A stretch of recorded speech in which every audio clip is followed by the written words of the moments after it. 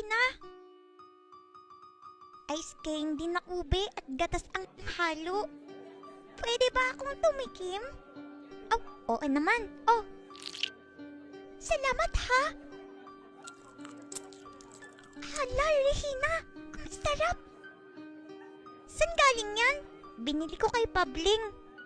Yung isang teacher daw ang gumagawa nito pero si Pabling ang nagtitinda. 5 centavos ang isa.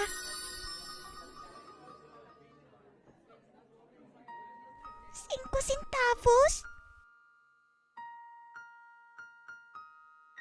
Ay! Paano kaya ako makakabili ng ice candy?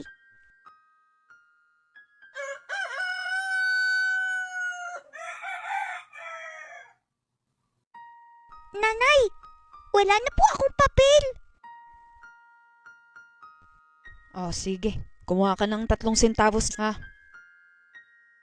Madami namang barya si nanay. Nakalatag lang sa aparador. Kasi maraming bumibili ng tinda. Sardinas, asin, asukal, posporo, sabon na pela puti, bliss powder, Tide, gaas. Sako-sako pa ang mani. 20 pesos ang isang sako. Halos mapuno na din itong lata ng biskwit.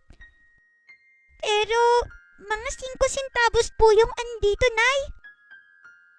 Oh, siya sige. 5 na ang kunin mo. Salamat po, Nay.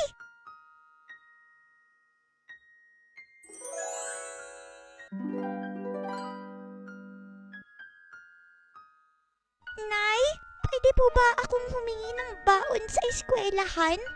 Oh, ba't kailangan mo pa ng baon? Eksakto naman palagi yung pagkain mo sa agahan, pati tanghalian. May tortang itlog at kape. Mais ang kanin mo. Mabigat naman yan sa tiyan. Hindi ka na niyan magugutom.